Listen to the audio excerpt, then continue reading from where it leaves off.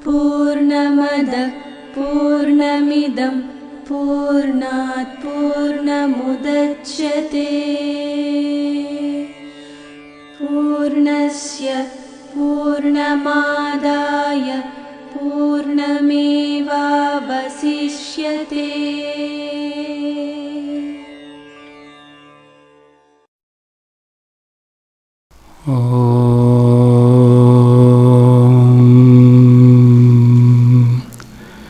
व्यासाय विष्णुरूपाय व्यासरूपाय विष्णवे नमो वै ब्रह्मनिधये वासिष्ठाय नमो नमः नमो नमः नमो नमः। శ్రీమద్భగవద్గీత 13వ అధ్యాయం క్షేత్రజ్ఞ విభాగ యోగం మాట్లాడుకుంటున్నాం కదా. కిందటి వారం వరకు మనం 29 శ్లోకాలు మాట్లాడుకున్నాం. ఈరోజు 30వ శ్లోకం నుంచి అవగాహన చేసుకోవటానికి ప్రయత్నం చేద్దాం.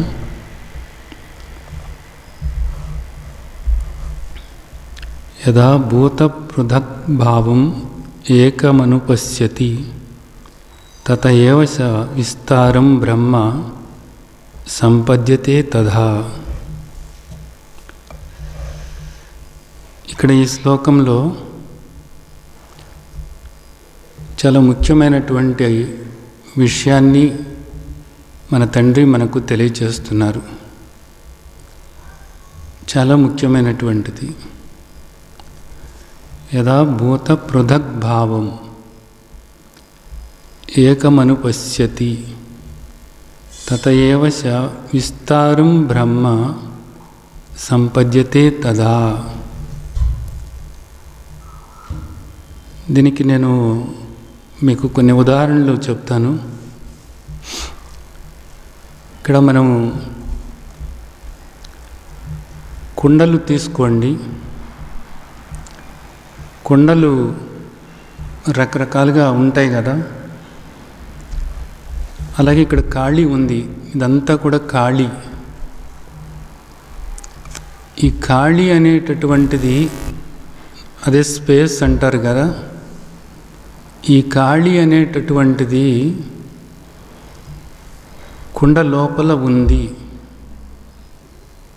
ఒక కుండని తీసుకున్నట్లయితే ఆ కుండ లోపల ఏముంది? ఖాళీ ఉంది. ఇది మొదటి విషయం. కుండ లోపల ఏముంది? ఖాళీ ఉంది. అలాగే ఇంకా అక్కడ రకరకాలైన కుండలు ఉన్నాయి. అనేక కుండలు ఉన్నాయి అక్కడ. ఆ కుండలన్నిట్లోనూ కూడా ఖాళీ ఉంది. కుండలన్నిట్లోనూ కూడా ఖాళీ ఉంది. అంటే అన్ని కుండలలోనూ కూడా ఖాళీ లేదా స్పేస్ ఉంది. ఇది రెండవ విషయం. అలాగే ఖాళీ అనేటటువంటిది కేవలము కుండలో ఉండటమే కాకుండా ఆ కుండలకు బయట కూడా ఉంది. ఆ కుండలకు బయట కూడా ఖాళీ ఉంది. ఇది మూడో విషయం. అంటే ఖాళీ అనేటటువంటిది అన్ని కుండలలోనూ ఉంది. అలాగే కుండలకు బయట ఉంది, కుండల లోపల ఉంది ఈ ఖాళీ అనేటటువంటిది. అలాగే ఇంకొక ముఖ్యమైనటువంటి విషయం ఏంటంటే, అసలు ఈ కుండలన్నిటికీ కూడా ఆధారం ఏమిటి అంటే ఖాళీనే. ఖాళీ లేకపోతే ఈ కుండలు అనేటటువంటివి ఉండనే ఉండవు. అంటే ఖాళీలో ఈ కుండలు ఉన్నాయి. ఈ కుండలలో ఖాళీ ఉండటం అన్నది కాదు. కుండలలో ఖాళీ ఉండటం అన్నదే కాదు. అసలు ఖాళీలోనే కుండలు ఉన్నాయి అనేది ఇది నాలుగో విషయం అన్నమాట. అలాగే ఇంకొక ముఖ్యమైనటువంటి విషయం ఏమిటంటే, ఈ కుండలకు అసలు ఆధారం ఏమిటి అంటే ఈ ఖాళీనే. ఈ కుండలకు ఆధారం, ఈ కుండలు ఎక్కడి నుండి వచ్చినాయి అంటే ఖాళీ నుండే వచ్చినాయి. కుండలు ఖాళీ నుండి రావటం ఏంటి? కుండలు ఖాళీ నుండి రావటం ఏమిటి అన్నది, మట్టి నుంచి వస్తాయి కదా కుండలు, మట్టి నుండి వస్తాయి, అది మనకు కనపడుతున్నటువంటిది. కానీ యథార్థం ఏంటి అనేది మనం చూసుకున్నట్లయితే కుండలు ఎక్కడి నుండి వచ్చినాయి అంటే ఖాళీ నుండి వచ్చినాయి అన్నదే సత్యం. ఇది ఎలాగా అంటే, మీరు ఉపనిషత్తు ఎప్పుడన్నా చూసినట్లయితే తైత్తరీయ ఉపనిషత్తులో ఏం చెప్తున్నారంటే, ఆకాశం నుండి, ఆకాశం అంటే ఏంటి? ఖాళీ. ఆకాశం అంటే స్పేస్, ఆకాశం అంటే ఖాళీ. ఆకాశం నుండి వాయువు వచ్చింది, వాయువు నుండి అగ్ని వచ్చింది, అగ్ని నుండి జలం వచ్చింది, జలం నుండి పృథ్వీ వచ్చింది. ఆకాశం ఎక్కడి నుండి వచ్చింది? ఆత్మ నుండి వచ్చింది. ఆకాశం ఎక్కడి నుండి వచ్చింది అంటే ఖాళీ ఎక్కడి నుండి వచ్చింది? ఆత్మ నుండి వచ్చింది. ఆత్మ నుండి వచ్చినటువంటి ఆకాశం నుండి వాయువు వచ్చింది, వాయువు నుంచి అగ్ని, అగ్ని నుండి జలము, జలం నుండి పృథ్వీ. ఆ పృథ్వే కదా మనకు కుండగా కనపడుతున్నది, ఆ మట్టే కదా మనకు కుండగా కనపడుతున్నది. ఇప్పుడు ఈ కుండకు ఆధారం ఏమిటి అసలు? ఆకాశం. ఇంకా గట్టిగా లోతుగా మాట్లాడితే ఏమిటి? ఆత్మ. అంటే ఇది బాగా అర్థం చేసుకోండి. ఎక్కడి నుండి వచ్చినట్లు? ఇది ఆత్మ నుండి వచ్చినట్లు. అలాగే ఇప్పుడు ఇంకొకటి, దీనికి మనం బలపరుచుకోవటానికి ఇంకోటి ఆలోచించుదాం. ఇంకొక ఉదాహరణ, కళ. కళ అన్నప్పుడు, కళ స్వప్నం అన్నది ఎక్కడి నుండి వచ్చింది? మీ నుండే వచ్చింది. అది మీ నుండి వచ్చింది. ఆ స్వప్నంలో మీకు అన్ని రకాలైనటువంటి ఏనుగులు, అలాగే పర్వతాలు, నదులు, మనుషులు, రకరకాల అరణ్యాలు, ఇవన్నీ కనపడటానికి ఆ ఖాళీ ఎక్కడి నుండి వచ్చింది? అవన్నీ కూడా పరిగెడుతున్నాయి, గబగబా పరిగెడుతున్నాయి. అంతమంది మనుషులు మీకు మీ కళలో కనపడుతున్నారు. అంత ఖాళీ ఉండాలి కదా అక్కడ. అన్ని వాహనాలు తిరుగుతున్నాయి కదా, ఆ వాహనాలు తిరగటానికి ఖాళీ ఉండాలి కదా. ఆ ఖాళీ, ఆ స్పేస్, ఆ ఆకాశం ఎక్కడి నుండి వచ్చింది? మీ నుండే వచ్చింది. మీ నుండే వచ్చినటువంటి ఆ ఖాళీలో అవన్నీ కూడా ఉన్నాయి అనేటటువంటిది మనకు అర్థమవుతుందన్నమాట. ఆ ఖాళీ నుండే వచ్చినాయి అవన్నీ కూడా. అలాగే ఇక్కడ మనం ఇప్పుడు అర్థం చేసుకోవాల్సింది ఏంటి? ఇందాక మనం కుండల ఉదాహరణ చెప్పుకున్నట్లుగా ఇక్కడ ఈ శ్లోకంలో తండ్రి ఏం చెప్తున్నారు? భూత పృథక్ భావం అంటున్నారు. ఇక్కడ మనకు కనపడేటటువంటివి ఇవన్నీ కూడా ఈ సృష్టి అంటాం కదా, ఈ జగత్తు అంతా కూడా ఇవన్నీ కూడా రకరకాలుగా ఉన్నాయన్నమాట. అనేకంగా, పృథక్ అంటే అనేకంగా కనపడుతున్నటువంటివి ఇవన్నీ కూడా నిజానికి ఇవన్నీ ఎక్కడి నుండి వచ్చినట్లు అన్నది. ఇవన్నీ కూడా ఎక్కడి నుండి వచ్చినట్లు అంటే ఏకం నుండి అంటారు, ఒక్కదాని నుండే వచ్చినాయి అన్నమాట. దేని నుండి వచ్చినట్లు? ఇవన్నీ కూడాను ఆత్మ నుండే వచ్చినాయి. ఇవన్నీ కూడా ఆత్మ నుండే వచ్చినాయి అనేటటువంటిది. ఇందాక మనం చెప్పుకున్నాం కదా, ఆత్మ నుండి ఆకాశం, ఆకాశం నుండి అని చెప్పేసి ఇట్లాగా చెప్పుకున్నాం కదా. ఇక్కడ మనకు కనపడేటటువంటిది ఈ జగత్తు అంతా కూడా దేని నుండి వచ్చింది అంటే ఆత్మ నుండే వచ్చిందన్నమాట. ఇదంతా కూడా ఎక్కడ ఉంది? ఆత్మలోనే ఉందన్నమాట. ఆత్మ లేదా పరమాత్మ అనుకొని ఇదంతా కూడా ఎక్కడుంది? పరమాత్మలోనే ఉంది. పరమాత్మలోనే స్థితమై ఉంది. పరమాత్మలోనే స్థితమై ఉంది. తర్వాత ఏం చెప్తున్నారు? తతయేవశ విస్తారం బ్రహ్మ. ఇక్కడ విస్తారము అంటే ఏంటంటే ఇదంతా కూడా మనకు కనపడుతున్నదంతా కూడా ఆ పరమాత్మ యొక్క విస్తారమే అనేది చెప్తున్నారన్నమాట. అంటే ఇదంతా కూడా ఎవరి నుంచి వచ్చినట్లు? ఇదంతా కూడా ఏకమైనటువంటి ఆ పరమాత్మ నుండే విస్తరించింది. ఏకమైనటువంటి పరమాత్మ నుండే ఆవిర్భవించింది. సృష్టి అంటారు కదా, ఏకమైనటువంటి పరమాత్మ నుండే ఇదంతా కూడా ఆవిర్భవించింది. సరే, బాగానే ఉంది. తర్వాత ఇవన్నీ కూడా ఎక్కడ ఉన్నాయి? ఇప్పుడు పరమాత్మలోనే ఉన్నాయి అన్నమాట. ఇందాక మనం చెప్పుకున్నాం కదా ఉదాహరణ, ఖాళీ అనేటటువంటిది ఇక్కడ మనం ఆత్మ లేదా పరమాత్మ అనుకున్నట్లయితే ఖాళీ, స్పేస్, ఆకాశం,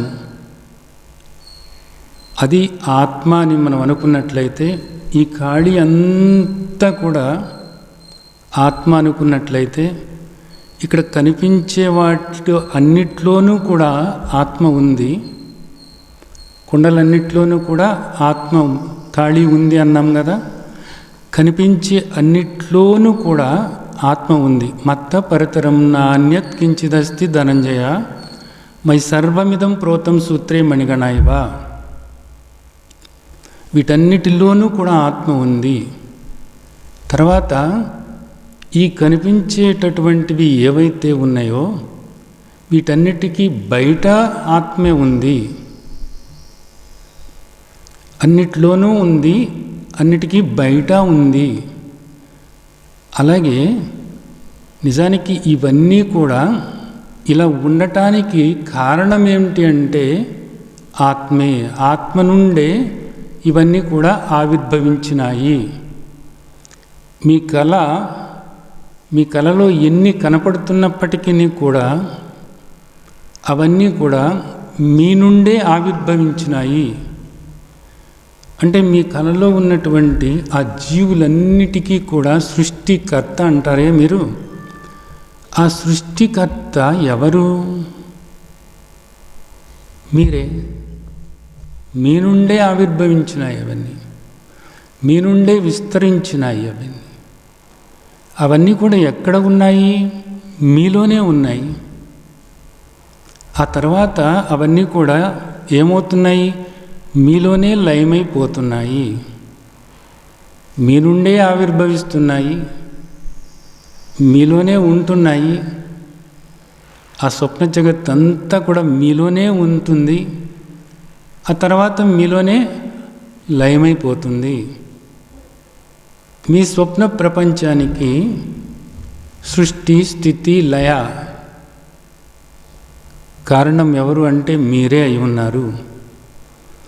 అలాగే ఇక్కడ ఈ జగత్తు అంతా కూడా ఇలా మనకు వ్యక్తం అవుతుంది అంటే దీనికి కారణం ఎవరు అంటే ఆత్మ లేదా పరమాత్మ. ఇప్పుడు పరమాత్మ లక్షణాలు ఏమిటి అని మనం ఆలోచించినట్లయితే సర్వవ్యాపకము. అలాగే పరమాత్మ నిరాకారం. ఇదంతా కనపడేటటువంటిదంతా కూడా ఏమిటిది? ఆకారంతో కూడి ఉంది. ఈ కనపడేదంతా కూడా ఆకారంతో కూడి ఉంది. ఈ ఆకారంతో కూడినటువంటిదంతా కూడా ఏ విధంగా ఉంది? అనేక రకాలుగా ఉంది. కానీ ఆత్మ లేదా పరమాత్మ నిరాకారము. అలాగే ఇదంతానేమో అనేకంగా ఉంటే ఈ కనపడేది అవ్యక్తమైనటువంటి పరమాత్మ నిరాకారంగా ఏకంగానే ఉన్నారు. వీటన్నిటిలోనూ కూడా వ్యాపించి ఉన్నారు, సర్వవ్యాపకమై ఉన్నారు. అలాగే ఇవన్నీ కూడా ఖండాలు అంటారు, ముక్కలు ముక్కలుగా ఉన్నాయన్నమాట. నిరాకారం అవ్వటాన పరమాత్మ ఏకంగా ఉన్నారు కానీ ఖండాలుగా లేరు, అఖండము. అలాగే ఇవన్నీ కూడా మారుతున్నాయి, కనపడేవన్నీ కూడా మారుతున్నాయి. కనపడేవి అన్నప్పుడు మీ దేహం దగ్గర నుంచి మనసు దగ్గర నుంచి గుర్తుంచుకోవాలి. మనస్సు, దేహము, ఈ గోచరమైనటువంటి ఈ ప్రపంచమంతా కూడా, ఇదంతా కూడా మారుతూ ఉంది, వికారాలు చెందుతూ ఉంది. ఆత్మ లేదా పరమాత్మ నిర్వికారము, ఏ వికారము చెందనివాడు, ఏ మార్పు చెందేటటువంటిది కానే కాదు, ఏ మార్పు చెందేది కాదు. అలాగే ఇక్కడ ఇవన్నీ కూడా ఇక్కడ మారుతూ ఉండటమే కాకుండా ఇవన్నీ కూడా కదులుతూ ఉన్నాయి, చలనంతో కూడి ఉన్నాయి ఇవన్నీ కూడా. కానీ పరమాత్మ లేదా ఆత్మ అచలము, పూర్ణము. ఇంత తేడా ఉంది ఈ రెండిటికిని.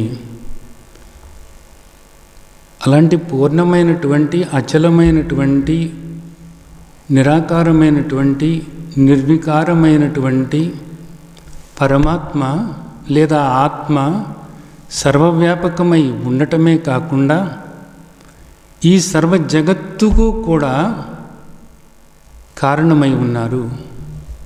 సర్వ జగత్తుకు కూడా కారణమై ఉన్నారు. ఏ విధంగా కారణమై ఉన్నారు అని అంటున్నాము? పరమాత్మ నుండే ఇదంతా కూడా ఆవిర్భవించటం జరిగింది. పరమాత్మ యొక్క వ్యక్త స్వరూపం ఇదంతా కూడా, పరమాత్మ యొక్క శక్తి స్వరూపం ఇదంతా కూడాను. ఈ వ్యక్తమైంది ఇదంతా కూడా ఎక్కడ ఉంది?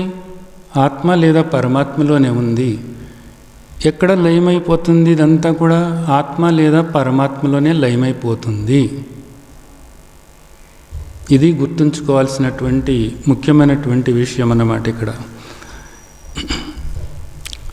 మనకిప్పుడు చూసినట్లయితే శాస్త్రం అంటే ఫిజిక్స్ ఏం చెప్తుందంటే,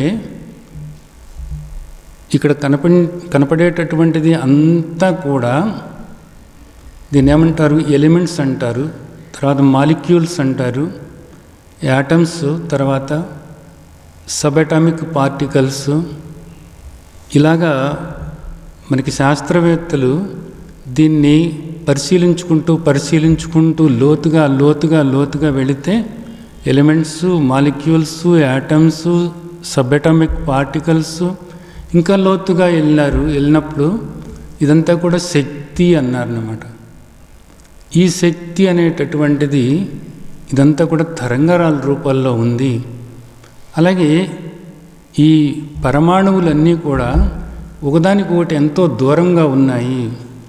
ఇక్కడ మనం చూస్తున్నటువంటి పదార్థం ఏదైతే ఉందో ఈ పదార్థం అంతా కూడా శక్తి కాక మరేది కాదు అనేటటువంటిది చెప్తున్నారు.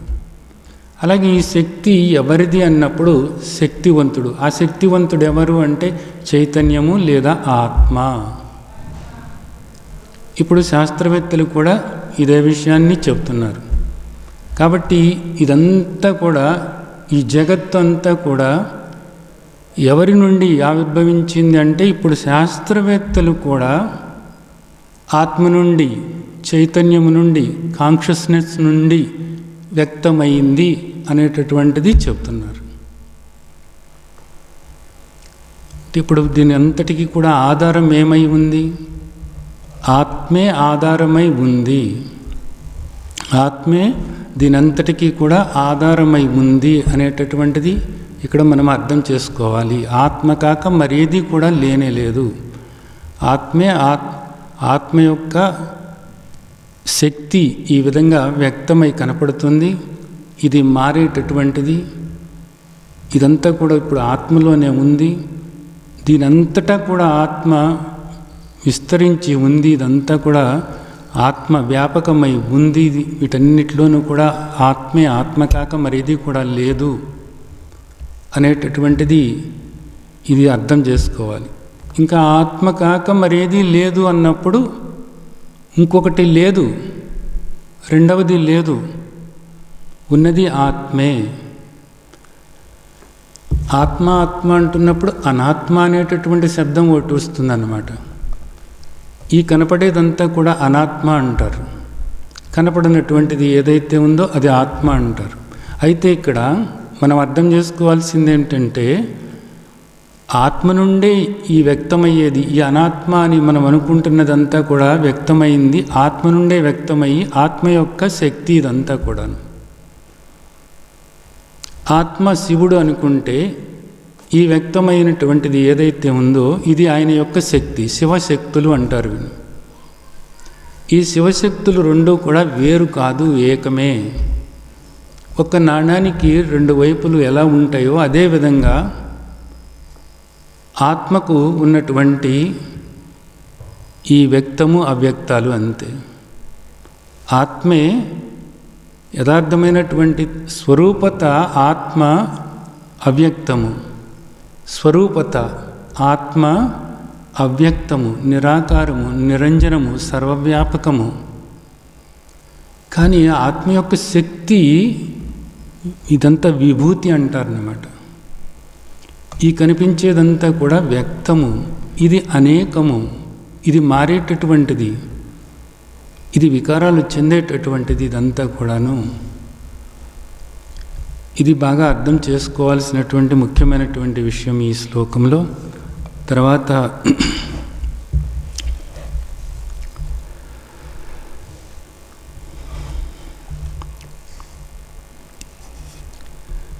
అనాదిత్వా నిర్గుణత్వాత్ పరమాత్మా అవ్యయం. అనాదిత్వా నిర్గుణత్వాత్ పరమాత్మా అయం అవ్యయః. శరీరస్థోపి కౌంతేయ న కరోతి న లిప్యతే.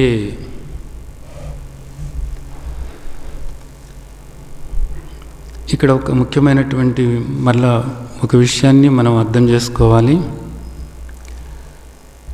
అనాదిత్వా నిర్గుణత్వాత్ పరమాత్మా అయం అవ్యయం అంటున్నారు. ఈ శరీరంలో ఉన్నటువంటి ఆత్మ అదే క్షేత్రజ్ఞుడు. క్షేత్రజ్ఞుడు అంటే మనం ఈ అధ్యాయం మొదట్లో ఏమర్థం చేసుకున్నాము? ఇది క్షేత్రము అని ఎవరు తెలుసుకుంటున్నారో వాడు క్షేత్రజ్ఞుడు. ఏది క్షేత్రము? ఈ మనసు, ఈ దేహము, ఇక్కడ కనిపించేదంతా కూడా క్షేత్రము. ఇదంతా కూడా ప్రకృతి, ఇదంతా కూడా క్షేత్రము.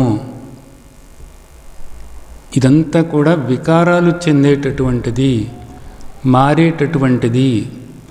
మనసు దగ్గర నుంచి, దేహం దగ్గర నుంచి మనం చూసేదంతా కూడా మారేటటువంటిది, వికారాలు చెందేటటువంటిది అని ఈ విధంగా ఎవరైతే తెలుసుకుంటున్నారో వాడు క్షేత్రజ్ఞుడు అనేది మనకు ముందే చెప్పారు తండ్రి. ఎవరు తెలుసుకుంటున్నారు? నేనే తెలుసుకుంటున్నాను. ఇది అందరికీ అనుభవమే కదా. అది ఇంకా ఎవరి మీదో తోయటం ఎందుకు చెప్పండి? ఎవరో తెలుసుకుంటున్నారు అన్నది కాదు కదా, నువ్వే కదా తెలుసుకుంటున్నది. నీ మనసులో కాసేపు సుఖంగా ఉంది అని తెలుసుకుంటున్నది నువ్వే, బాధగా ఉంది లోపల అని తెలుసుకుంటున్నది నువ్వే, శాంతిగా ఉంది అని తెలుసుకుంటున్నది నువ్వే, అశాంతిగా ఉంది అని తెలుసుకుంటున్నది నువ్వే కదా. మనసులో కదిలేటటువంటి ఆ భావాలు అన్నీ కూడా తెలుసుకుంటున్నది నువ్వే కదా. మంచి ఆలోచనలు వస్తున్నాయి, చెడ్డ ఆలోచనలు వస్తున్నాయి అని తెలుసుకుంటున్నది నువ్వే కదా. అలాగే ఈ దేహం అనేటటువంటిది చిన్నతనంలో ఇదిగో ఇంత ఒక అడుగు సుమారుగా అడుగెత్తు ఉండవచ్చు. అక్కడి నుంచి నెమ్మదిగా పెరుగుతూ మారుతూ ఉంది అనేది తెలుసుకుంటున్నది నువ్వే కదా. ఆ తర్వాత రకరకాలైనటువంటి జబ్బులు వస్తున్నాయని తెలుసుకుంటున్నది నువ్వే కదా. ఈ దేహంలో ఎక్కడ ఏ నొప్పి ఉన్నా తెలుసుకుంటున్నది నువ్వే కదా. ఈ దేహంలో ఎలాంటి కదలికలు ఉన్నాయో తెలుసుకుంటున్నది నువ్వే కదా. ఈ దేహానికి సంబంధంగా ఏది జరుగుతున్నా తెలుసుకుంటున్నది నువ్వే కదా. కాబట్టి ఇలా తెలుసుకునేవాడు ఎవడైతే ఉన్నాడో ఆ తెలుసుకునేవాడే క్షేత్రజ్ఞుడు. ఈ మార్పులు ఇలా చెందుతున్నాయని తెలుసుకునేటటువంటి వాడే క్షేత్రజ్ఞుడు. ఆ క్షేత్రజ్ఞుడే ఆత్మ అనబడుతున్నాడు. అలాగే ఇక్కడ ఈ బయట కూడా ఈ కనపడేటటువంటిది ఈ ప్రపంచమంతా కూడా మారుతుంది అనేటటువంటిది ఎవరు తెలుసుకుంటున్నారు? నువ్వే తెలుసుకుంటున్నావు. కాబట్టి ఇప్పుడు క్షేత్రజ్ఞుడు ఎవరు? నువ్వే క్షేత్రజ్ఞుడవు.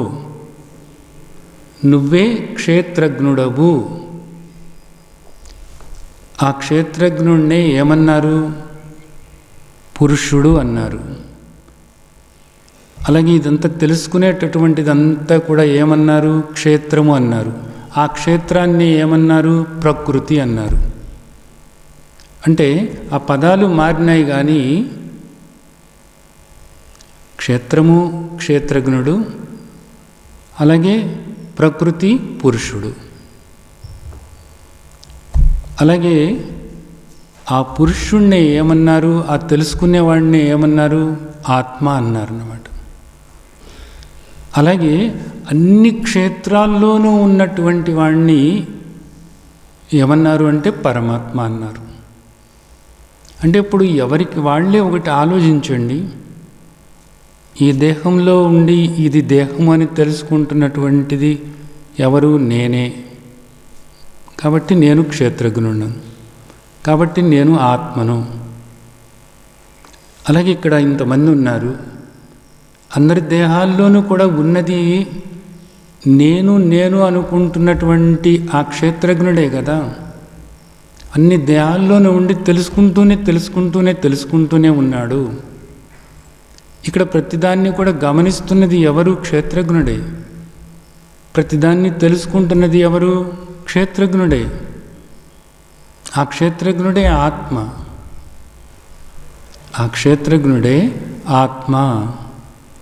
ఇక్కడ ఏమంటున్నారంటే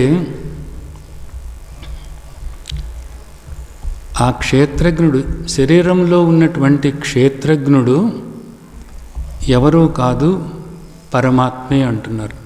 అంటే క్షేత్రజ్ఞుడు పరమాత్మ ఈ రెండు వేరు కాదు. ఈ రెండు కూడా వేరు కాదు. ఆత్మ పరమాత్మ వేరు కాదు.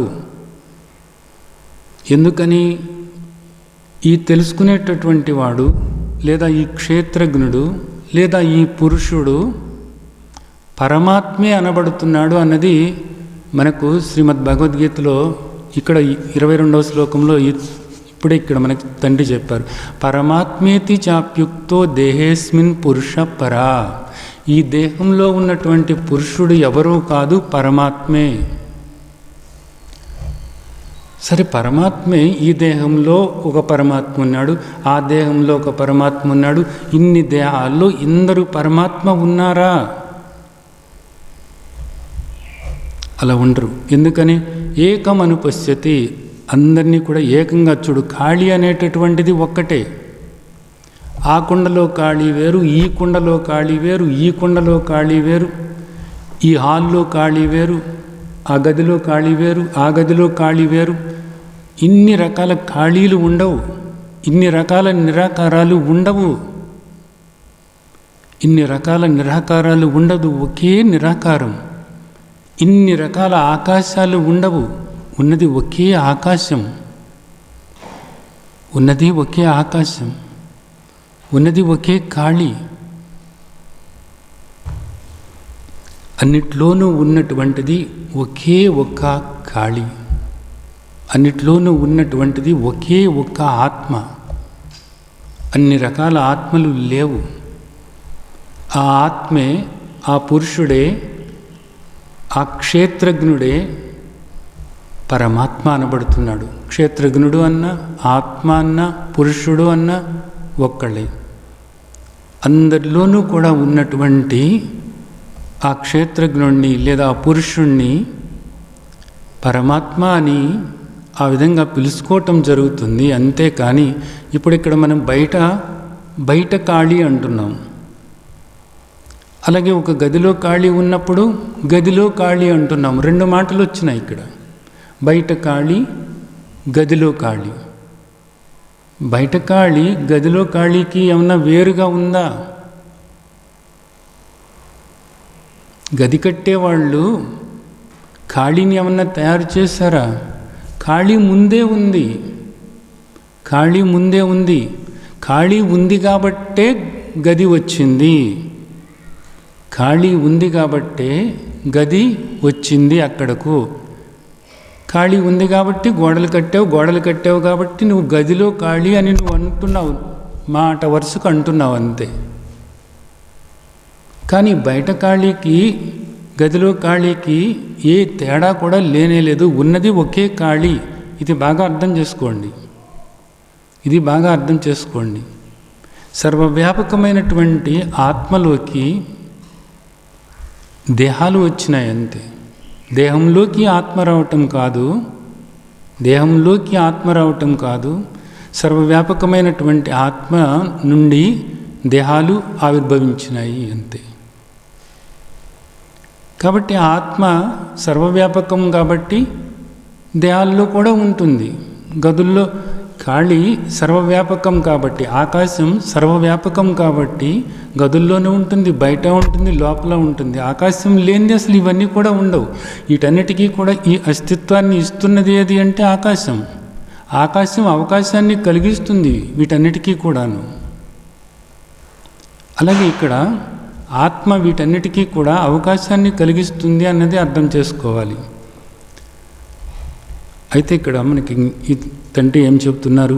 శరీరంలో ఉన్నటువంటి శరీరస్థోపి, ఈ శరీరంలో ఉన్నటువంటి ఆత్మ లేదా ఆ ఆత్మే పరమాత్మ అనబడుతున్నారు. ఆ ఆత్మ ఎటువంటిదట? అనాది. ఆత్మ అనాది. అనాది అంటే ఏమిటి? ఆది లేదు, మొదలు అనేటటువంటిది లేనే లేదు. ఎప్పుడు ఉండేటటువంటిది ఏదో అది అనాది. ఆత్మ లేదా పరమాత్మ అనాది, ఆది లేదు, మొదలు అంటూ లేదు. మొదలు లేనప్పుడు చివర ఉండదు, అంటే జనన మరణాలు లేనటువంటిది. ఇక్కడ కనపడేటటువంటివి ఏవైతే ఉన్నాయో వీటికి ఆది అంతము ఉంది. ఈ కనపడేటటువంటిది, ఈ నామరూపాలతో ఉన్నటువంటివి ఏవైతే ఉన్నాయో వీటికి ఆది అంతము అనేటటువంటిది ఉంది. ఇవన్నీ కూడా మారుతూ ఉంటాయి. అలాగే ఇవన్నీ కూడా గుణాలతో కూడి ఉన్నాయి.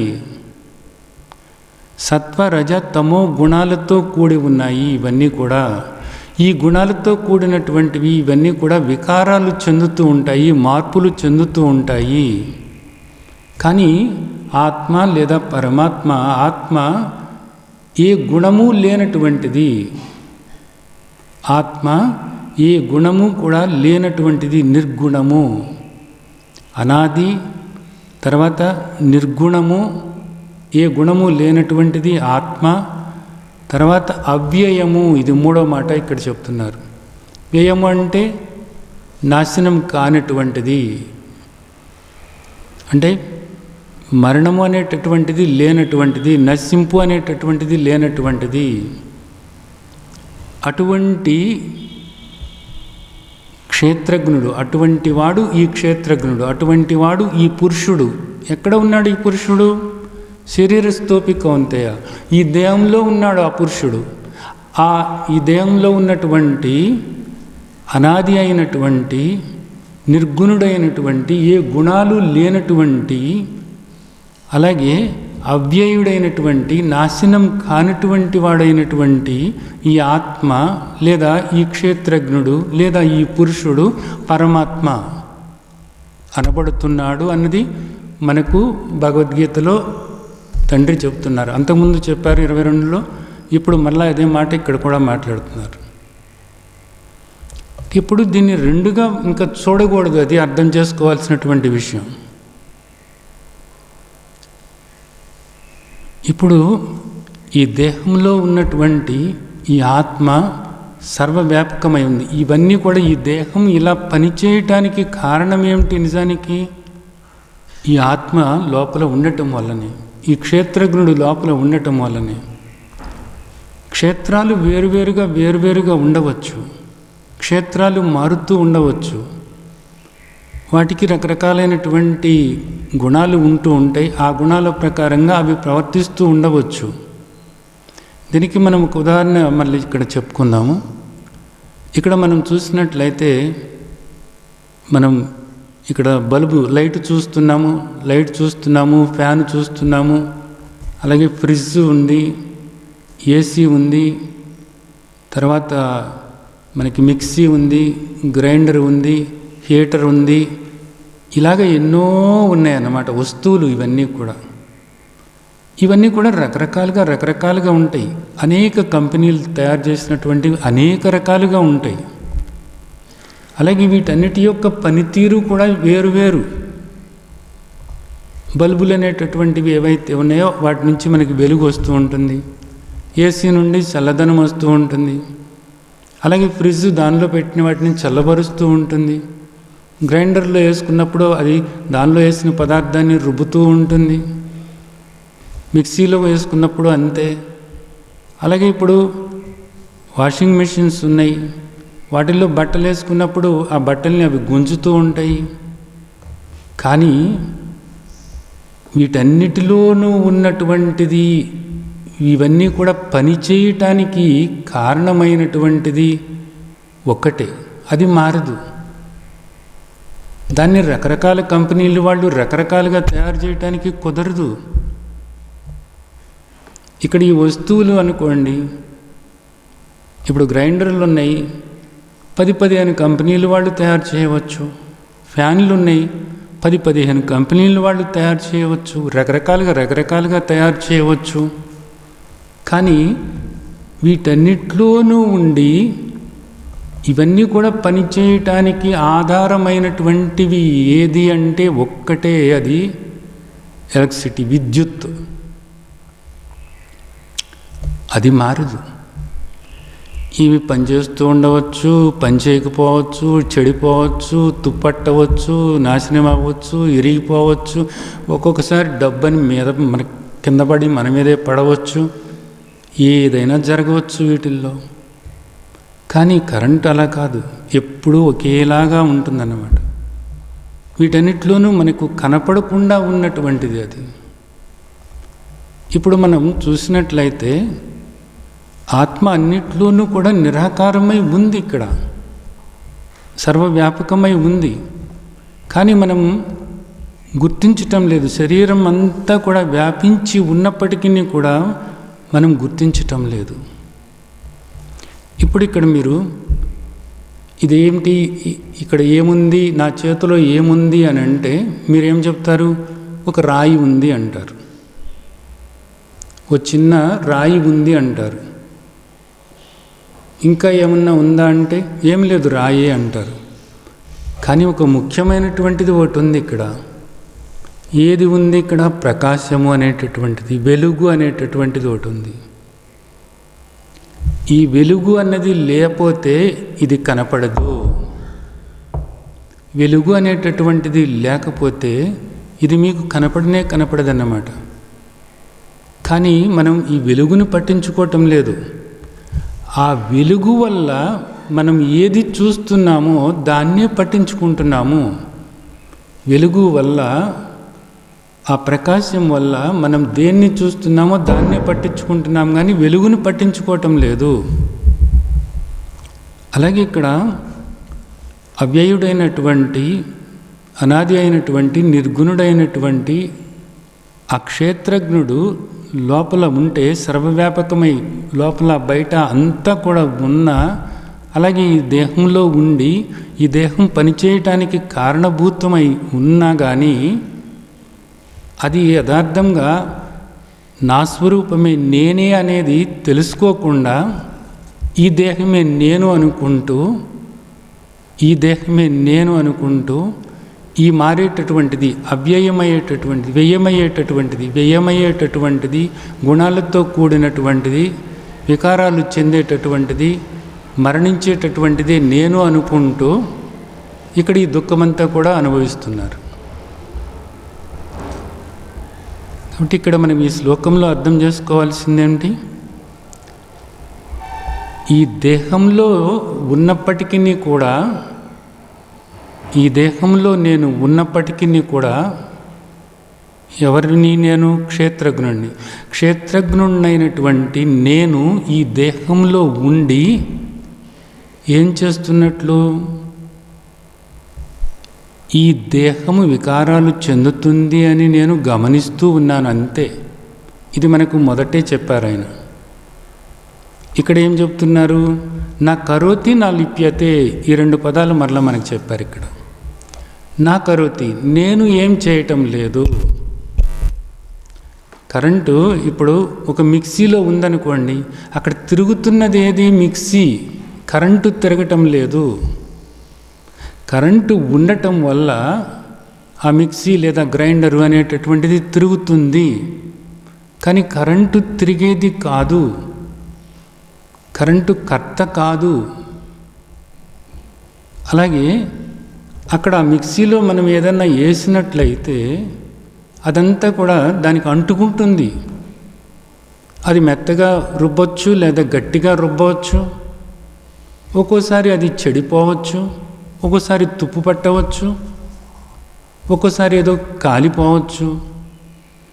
ఇవన్నీ కూడా జరగవచ్చు. కానీ కరెంటుకి వాటితో ఏ సంబంధము లేదు. ఆ మిక్సీ ఆ లోనేసినటువంటి ఆ పిండి ఏదైతే ఉందో దాన్ని మెత్తగా రుబ్బవచ్చు లేదా గట్టిగా ఉంచవచ్చు కూడా. కరెంటుకి దానికి ఏ సంబంధము లేదు. అది దేనికి సంబంధమైంది? ఆ మిక్సీకి లేదా గ్రైండర్కి సంబంధమైనటువంటిదే తప్ప కరెంటుకి సంబంధం ఏమీ కూడా లేదు. అలాగే ఈ దేహంలో ఉన్నటువంటి క్షేత్రజ్ఞుడనైనటువంటి లేదా ఆత్మస్వరూపమైనటువంటి లేదా పురుషుడనైనటువంటి నాకు ఈ దేహం చేసేటటువంటి ఏ పనులతోనూ కూడా నాకే సంబంధము లేనే లేదు. నైవ కించిత్ కరోమితి యుక్తో మన్యేత తత్వవిత్. ఈ తత్వం తెలుసుకోవాలి నువ్వు. మరి ఇవన్నీ కూడా ఎలా జరుగుతున్నాయి? ఈ ప్రకృతి లేదా ఈ క్షేత్రము దీనిలో జరుగుతున్నాయి అంతే. ఇది చేసుకుంటున్నది అంతే. అలాగే ఏ ఫలాలు వస్తున్నాయో ఆ ఫలాలతో కూడా నాకే సంబంధము లేదు. ఈ దేహం చేసేటటువంటి కర్మలతోనూ నాకే సంబంధము లేదు.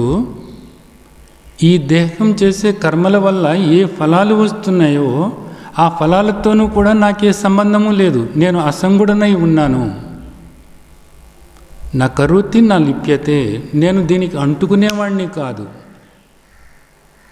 ఇది నేను చేస్తున్నాను అనేటటువంటిది లేనే లేదు.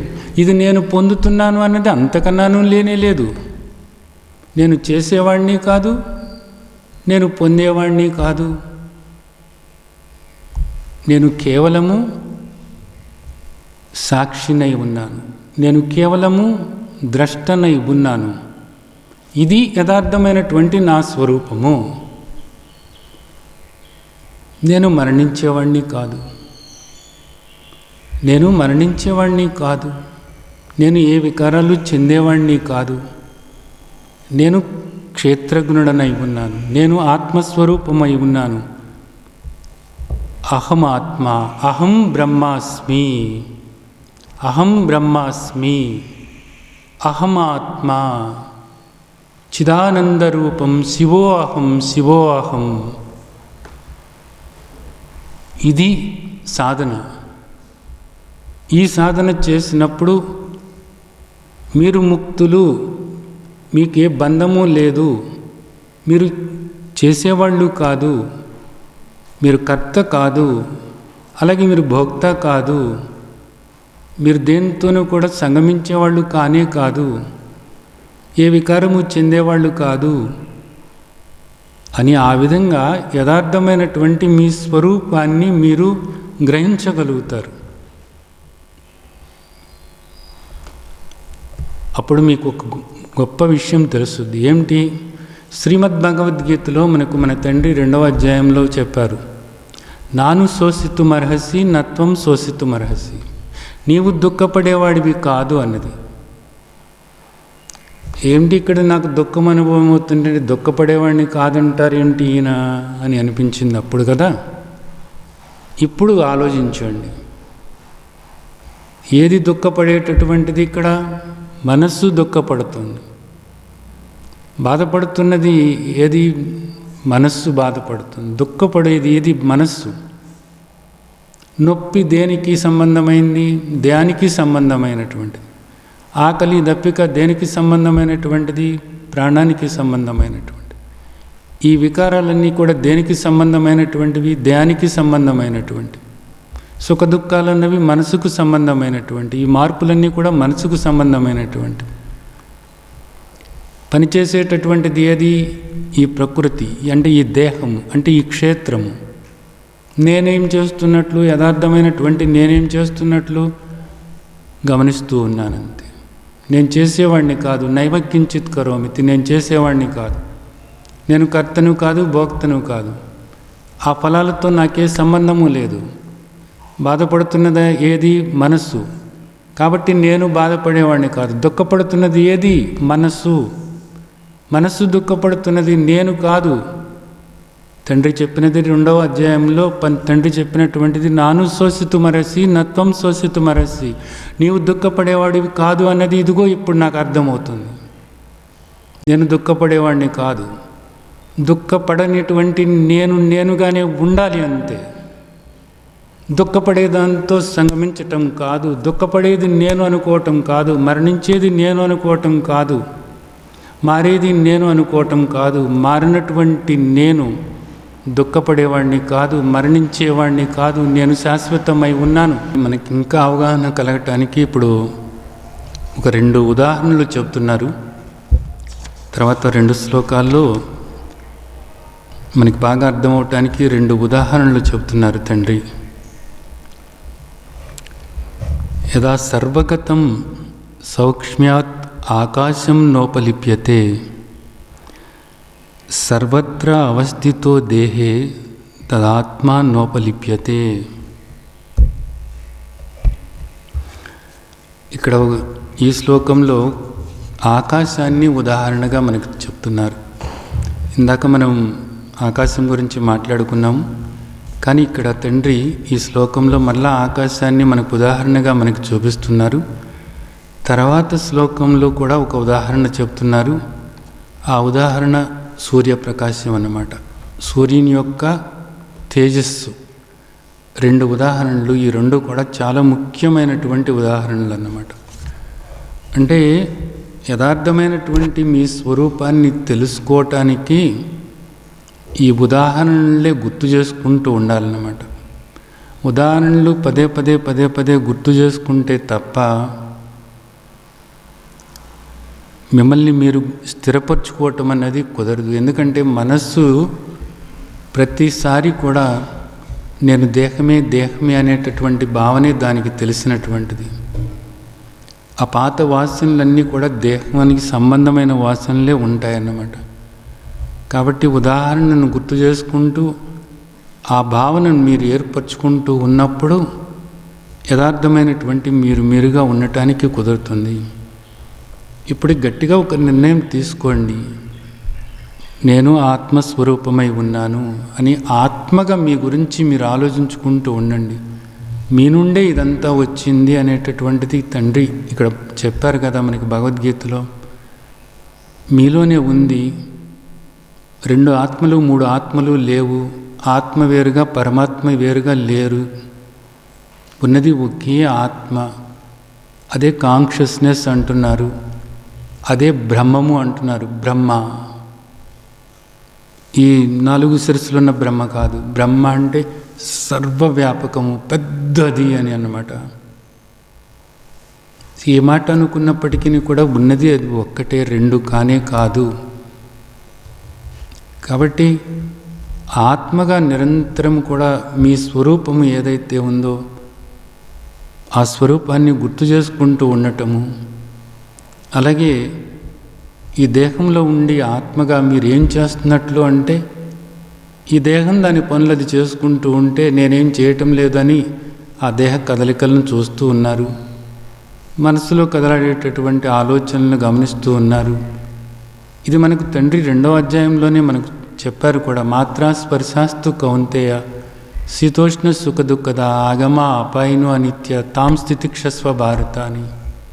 అవన్నీ కూడా వస్తూ పోతూ ఉంటాయి, నీవు వచ్చిపోయేవాడివి కాదు అన్నది ఇవన్నీ కూడా మనకు చెప్తూనే ఉన్నారు.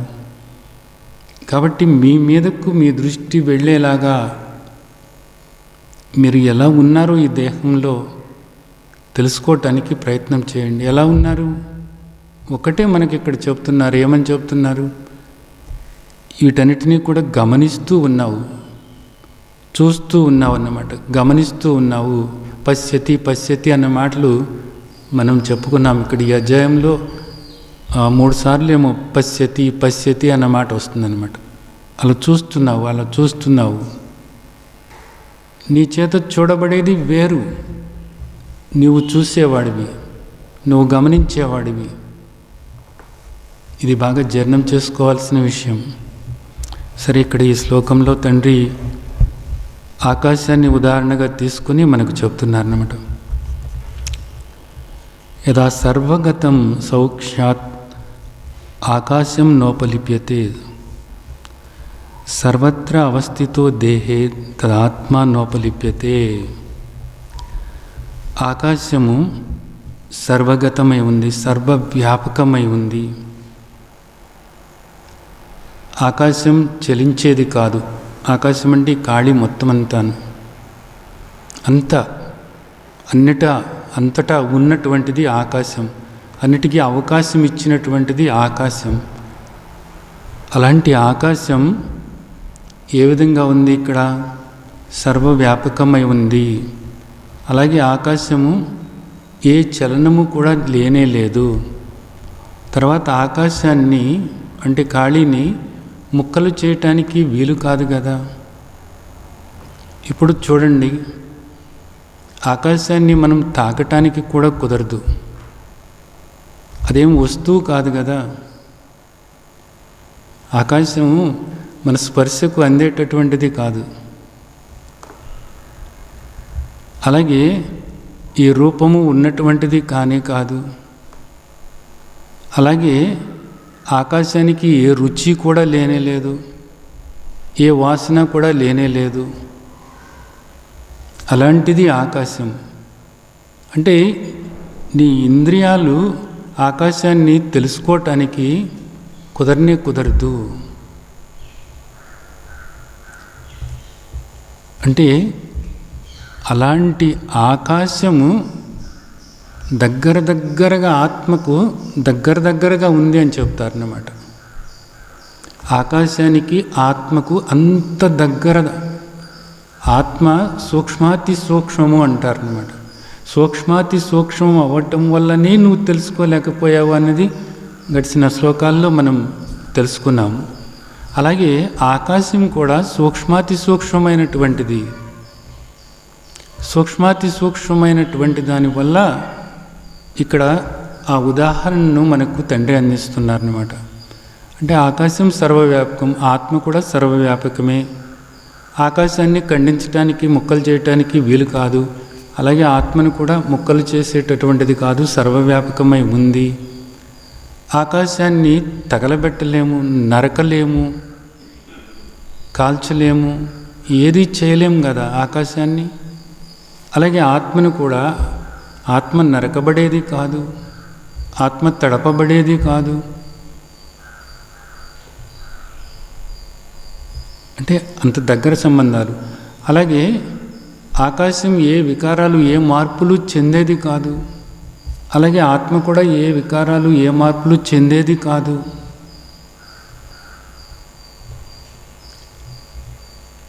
ఈ ఆకాశాన్ని చూస్తున్నప్పుడు నేను ఇలాగ ఉన్నాను, నేను ఆత్మస్వరూపమైనటువంటి యథార్థమైన నేను అని ఆ విధంగా నిన్ను నువ్వు స్మరించుకోవటానికి ఇది ఎంతో ఉపయోగపడుతుందన్నమాట. ఆకాశ ధ్యానము అంటారు. మనకి తైత్రీయోపనిషత్తులో ఒక ధ్యానాన్ని మనకి అందించటం జరిగింది కూడా. ఆకాశాన్ని ధ్యానిస్తున్నప్పుడు ఏమవుతుందంటే మనస్సు నిర్మలమవుతుందన్నమాట. నిర్మలమైనటువంటి మనస్సులో అక్కడ ఉండేదేమిటి? ఏ ఆలోచన లేనప్పుడు, ఏ భావము ఏ భావోద్వేగము లేనప్పుడు, మనస్సు ఖాళీ అయినప్పుడు అక్కడ ఉండేది ఏమిటి? కేవలము ఆత్మే. ఆత్మ చలించితే మనస్సు అవుతుంది, మనస్సు నిశ్చలమైతే ఆత్మ అవుతుంది అంటారు.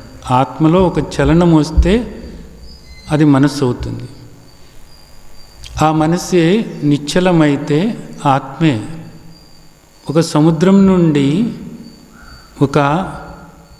ఆ నీళ్లు పైకి అట్లా వస్తే సముద్రం చలించితే అలగా మారుతుంది అంతే.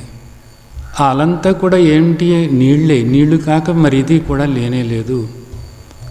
అలాగే ఆత్మలో ఒక చలనం వచ్చినప్పుడు, ఒక స్పందన వచ్చినప్పుడు అది మనస్సు అవుతుంది అంతే. కాబట్టి ఇప్పుడు ఇక్కడ ఆకాశము అన్నప్పుడు ఆత్మకు దగ్గరగా ఉంది కాబట్టి ఆకాశం యొక్క లక్షణాలు ఏవైతే ఉన్నాయో ఆ లక్షణాలని నువ్వు గుర్తు చేసుకుంటూ ఉన్నప్పుడు అది నిన్ను నువ్వు గుర్తు చేసుకున్నట్లు అవుతుంది. అయితే ఒక తేడా ఉంది ఇక్కడ. ఏం తేడా ఉంది? ఆకాశము జడము, ఆత్మ చైతన్యము. అంటే తెలుసుకోవటము. చైతన్యము అంటే ఏంటి? తెలుసుకోవటము. ఏమిటి తెలుసుకోవటము?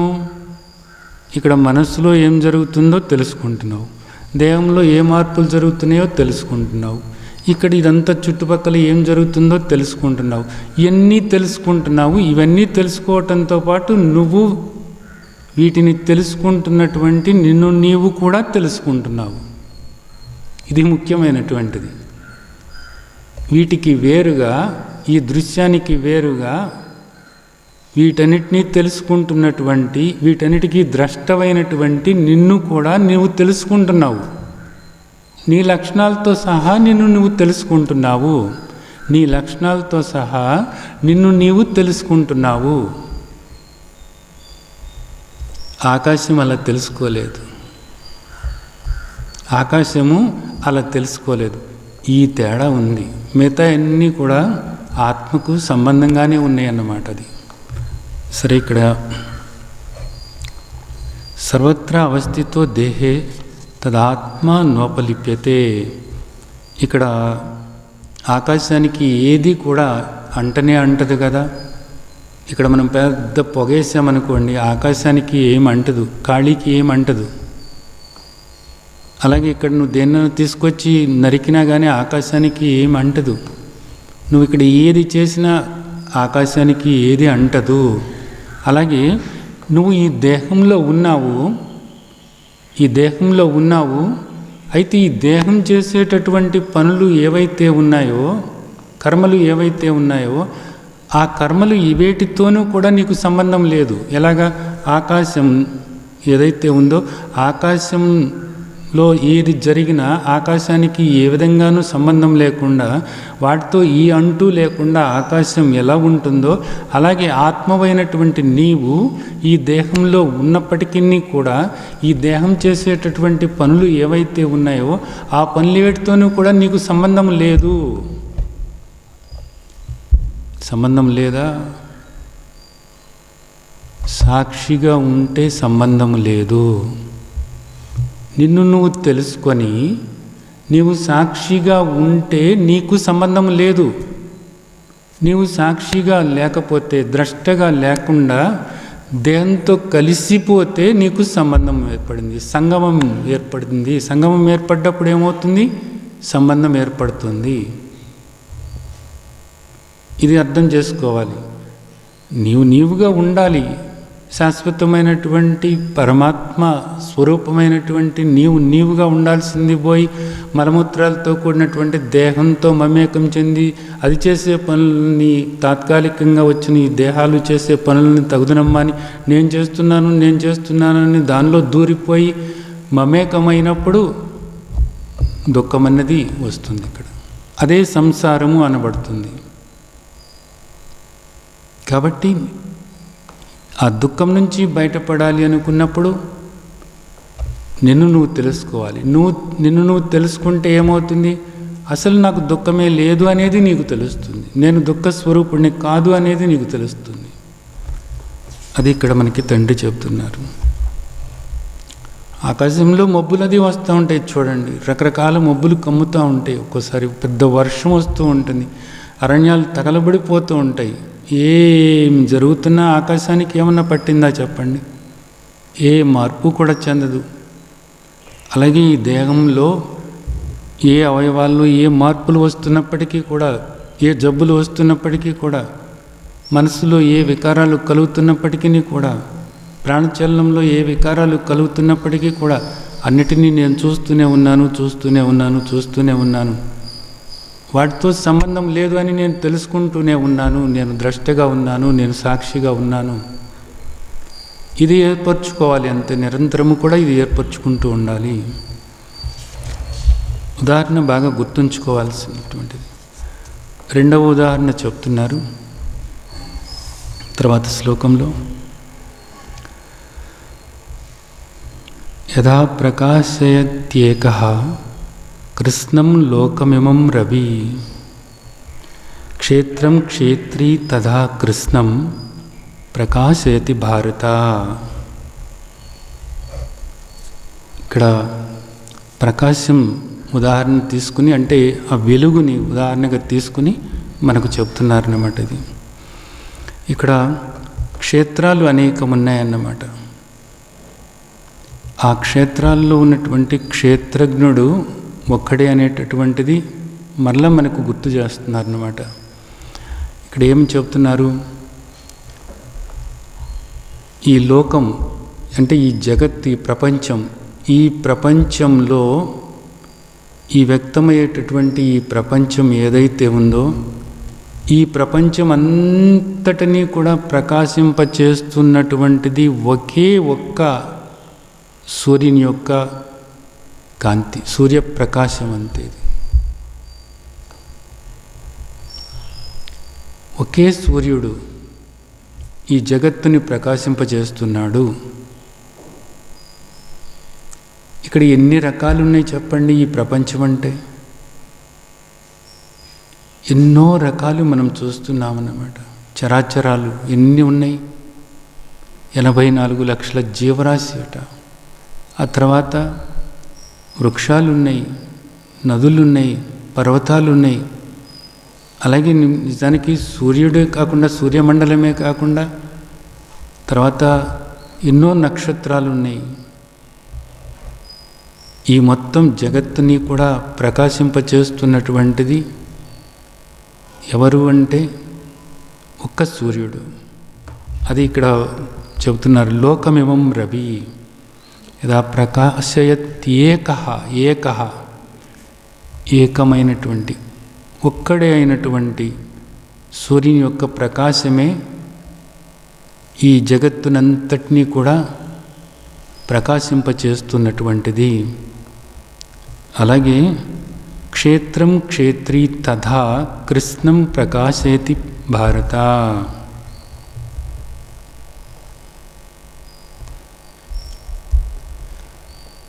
ఒకే ఒక్క ఆత్మ, ఒకే ఆత్మ, ఎన్నో ఆత్మలు కాదు. ఆ దేహంలో ఒక ఆత్మ, ఈ దేహంలో ఒక ఆత్మ, ఆ దేహంలో ఒక ఆత్మ కాదు. ఉన్నది ఒకే ఒక ఆత్మ. ఒకే సూర్యుడు ఎలాగా ప్రకాశం ఈ జగత్తుకు అందిస్తున్నాడో, అలాగే ఒకే ఆత్మ అన్ని క్షేత్రాల్లోనూ కూడా ఉండి ఆ ప్రకాశాన్ని ఇస్తుంది. ఆ ప్రకాశం అంటే ఏమిటి? ఇక్కడ తెలుసుకోవటం. జ్యోతి అన్నా, ప్రకాశము అన్నా, తెలుసుకోవటం అన్నా, ద్రష్టగా ఉండటం అన్నా, గమనికగా ఉండటం అన్నా, ఈ మాటలన్నిటికీ కూడా ఒకటే అర్థం, గుర్తుంచుకోండి. ఆత్మ ఒకే ఆత్మ అందరిలోనూ ఉండి, ఆ ఆత్మ అంటే మళ్ళా వేరు అనుకోకండి. యథార్థమైనటువంటి నేను, ప్రతి ఒక్కరూ కూడా ఆ భావన ఏర్పరచుకోవాలి. యథార్థమైనటువంటి నేనే అన్ని దేహాల్లోనూ ఉన్నది. నాలో ఆత్మ ఉంది అన్నది కాదు. యథార్థమైనటువంటి ఆత్మస్వరూపమైనటువంటి నేనే అన్ని దేహాల్లోనూ ఉన్నాను, అంతటా కూడా ఉన్నాను.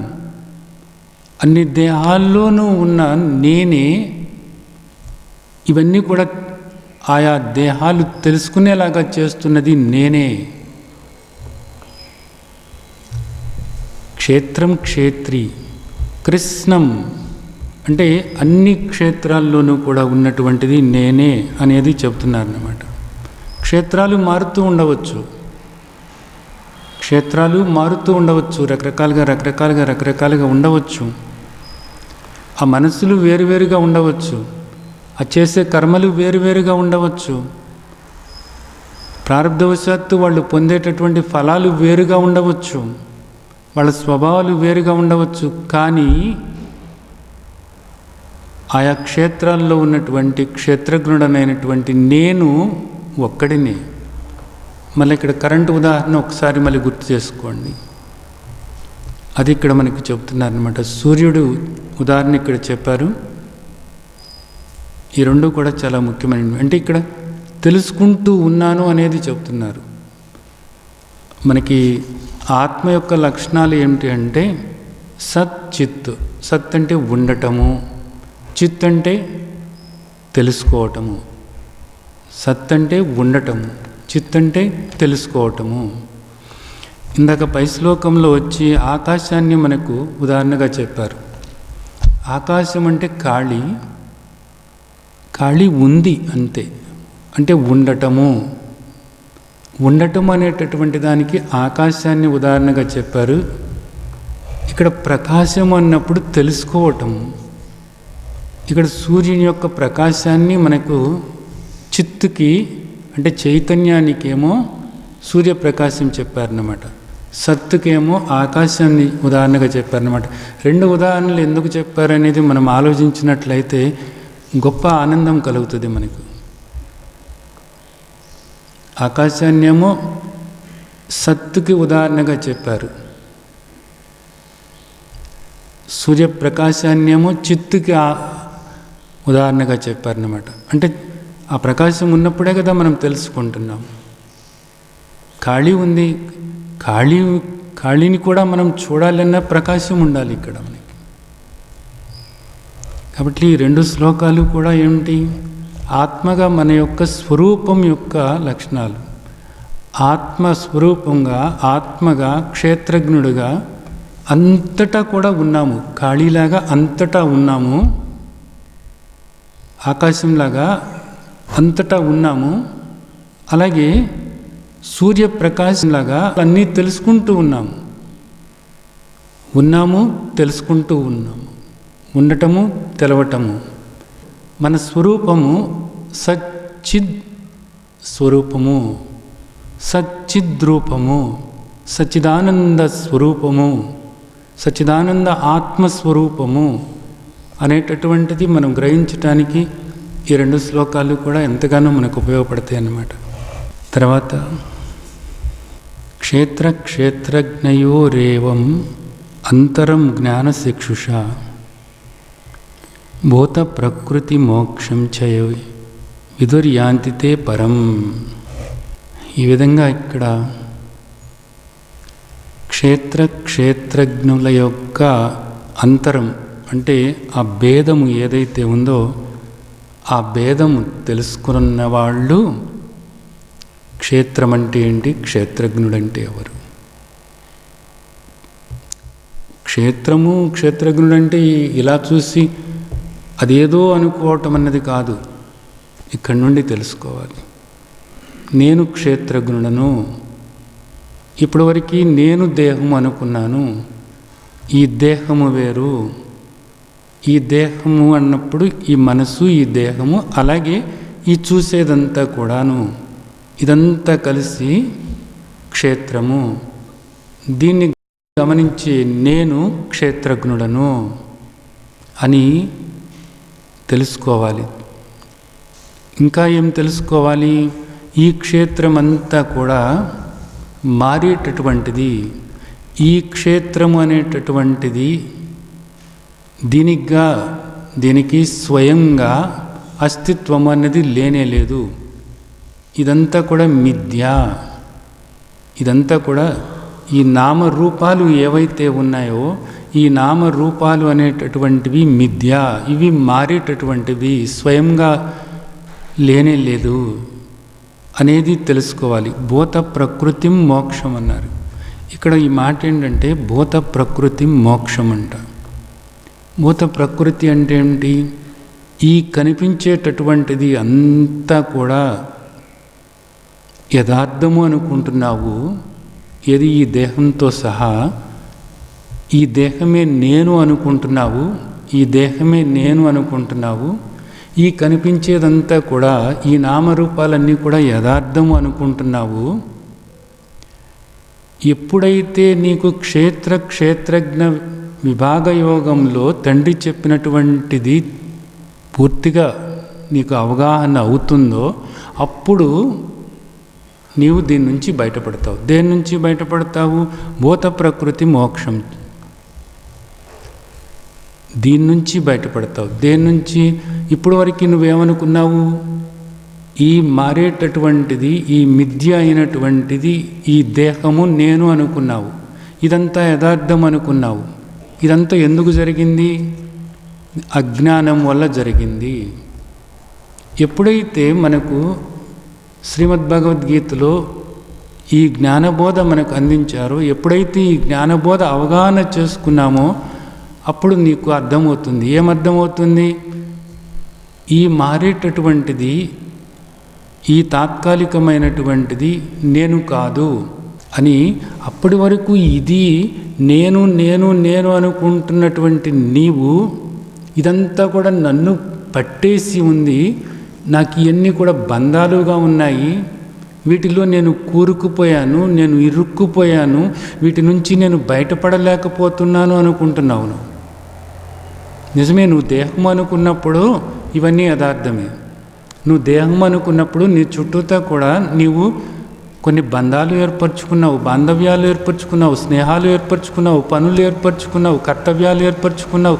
అబ్బో ఎన్నో ఎన్నో ఎన్నో ఏర్పరచుకున్నావు కదా. ఇవన్నీ ఏర్పరచుకున్నాను. ఇవన్నీ నాకు బాధ కలిగిస్తున్నాయి, భయాన్ని కలిగిస్తున్నాయి, ఆందోళన కలిగిస్తున్నాయి, అశాంతి కలిగిస్తున్నాయి, దుఃఖాన్ని కలిగిస్తున్నాయి. వీటి నుంచి నేను బయటపడలేకపోతున్నాను. ఇలా చిక్కుబడిపోయాను. ఈ జైలు లాంటి దానిలో నేను చిక్కుబడిపోయాను. ఈ బంధాల్లో నేను ఇరుక్కుపోయాను, కూరుకుపోయాను అంటున్నావు కదా. ఇప్పుడు నీకు ఈ జ్ఞానం సరిగ్గా నీవు అవగాహన చేసుకున్నట్లయితే అసలు ఈ చిక్కుబడిపోయిన దానికి, ఈ కూరుకుపోయిన దానికి, ఇవన్నీ నా కర్తవ్యము అనేటటువంటి దానికి, ఈ కర్మల్లో కూరుకుపోయి ఈ కర్మలే సర్వస్వము అనుకుంటూ వాటిల్లో మునిగి తేలేటటువంటి ఈ ప్రకృతి ఏదైతే ఉందో, ఈ భూత ప్రకృతి ఏదైతే ఉందో, ఇది నేను కాదు, ఈ దేహం నేను కాదు అనేది నీకు అర్థమైనప్పుడు దీని నుంచి నువ్వు బయటపడిపోయావు, మోక్షం పొందావు అనేది ఇక్కడ ఇంత లోతుగా మాట్లాడుతున్నారు. ఇక్కడ అంటే దీని నుంచి ఒక్కసారిగా అసలు ఇది నేను కాదు అనుకున్నప్పుడు ఇప్పుడు నువ్వు మోక్షం పొందటం కాదు, అసలు నీవు ముక్తుడవే. అసలు మొదటికే నువ్వు ముక్తుడవే అనేది నీకు అర్థమవుతుంది. నీకంటూ బంధమేం లేదు దీంతో. నిజానికి నీవెప్పుడూ కూడా దీనికి ద్రష్టగానే ఉండేటటువంటి వాడివే. అయితే నువ్వు అది గమనించలేదన్నమాట. ఈ కళ్ళేవో చూస్తున్నాయి, ఈ కళ్ళు గమనిస్తున్నాయి, ఈ మనస్సు గమనిస్తుంది అనుకుంటున్నావే తప్ప వీటికి గమనిక శక్తి నీ నుండి వచ్చింది అన్నది నీకు తెలవటం లేదు. అసలు గమనించేవాడివి, యథార్థమైనటువంటి గమనించేటటువంటి వాడివి, యథార్థమైనటువంటి ద్రష్టవు, యథార్థమైనటువంటి సాక్షివి, ఆత్మస్వరూపమైనటువంటి క్షేత్రజ్ఞుడమైనటువంటి పురుషుడమైనటువంటి నీవే అన్నది నీకు తెలవకపోవటం వల్ల ఈ దేహం నేను అనుకుంటూ ఆ బంధాల్లో కూరుకుపోయి నాకు మోక్షం లేదా, ఈ బంధాల నుంచి నేను బయటపడలేనా, ఈ దుఃఖం నుంచి బయటపడలేనా, ఈ భవసాగరం నుంచి నేను బయటపడలేనా, ఈ జనన మరణ చక్రం నుంచి బయటపడలేనా అని తపిస్తున్నావు ఇక్కడ. ఎప్పుడైతే ఈ జ్ఞానం నువ్వు తెలుసుకున్నావో, క్షేత్రజ్ఞయో రేవం అంతరం, ఈ తేడా నువ్వు ఎప్పుడైతే తెలుసుకున్నావో, ఇది దేని ద్వారా తెలుసుకోవాలి? జ్ఞానచక్షుష, జ్ఞానం ద్వారా, జ్ఞాన బోధ ద్వారా. మరి దేని ద్వారా కూడా కుదరదు ఇది. జ్ఞాన బోధ ద్వారా దీన్ని నువ్వు తెలుసుకున్నప్పుడు, అరే అసలు నాకు బంధమే లేదు, ఇదంతా దీని సంబంధమైంది, నేను కర్తను కాదు, నేను భోక్తను కాదు, నైవ కించిత్ కరోమితి, నేను చేసేవాడిని కాదు, ఈ దేహం దాని పని లేదు, అది చేసుకుపోతుంది, నాకేం సంబంధం ఇక్కడ, అది చేస్తుంది, అది అనుభవిస్తుంది. ఎంత హాయిగా ఉంది నిజానికి. అప్పుడేమవుతుంది? విదుర్ యాంతితే పరాం. ఈ విధంగా ఎవరైతే తెలుసుకుంటారో వాళ్ళు నేను ముక్తుడనే అని తెలుసుకుంటారు. అది ఎప్పుడో పొందేటటువంటిది కాదు నిజానికి. ఇది తెలుసుకోవటం ఏదైతే ఉందో, తెలుసుకున్న తర్వాత తన్ను తాను ఆ విధంగా గమనించుకుంటూ ఉన్నప్పుడు, తన్ని తాను గమనించుకుంటూ ఉన్నప్పుడు, ఈ అంటూ లేనటువంటి తన్ను తాను గమనించుకుంటూ ఉన్నప్పుడు, నాకే బంధము లేదు, ఇంకా వేరుగా ఎక్కడో మోక్షము అన్నది నేను పొందాల్సిందేం లేదు, నేను ఇప్పుడు ముక్తుడని, వీటేటితోనూ కూడా సంబంధం లేనటువంటి, వీటేటితోనూ కూడా సంగమం లేనటువంటి నేను ముక్తుడనే, నేనెప్పుడు కూడా ఆనంద స్వరూపమే, నేనెప్పుడు కూడా శాంతి స్వరూపమే. ఆ విధంగా తెలుసుకోవటానికి మనకు ఈ అధ్యాయాన్ని మన తండ్రి మనకు ప్రసాదించారు. దీన్ని మీరు అర్థం చేసుకుని, దీని నుంచి బయటపడి, ఈ బంధం నుండి బయటపడి, మిమ్మల్ని మీరు నిరంతరము కూడా గమనించుకుంటూ, మీరుగా ఉండి ఆ ముక్తావస్థలో ఉన్నటువంటి మాధుర్యాన్ని ఆస్వాదిస్తారని ఆశిస్తూ ఆ విధంగా ఆశీర్వదిస్తున్నాను. ఓం తత్సదితి శ్రీమద్భగవద్గీతాసు ఉపనిషత్సు బ్రహ్మ విద్యాయాం యోగశాస్త్రే శ్రీకృష్ణార్జున సంవాదే క్షేత్రజ్ఞ విభాగయోగో నామ త్రయోదశోऽధ్యాయః.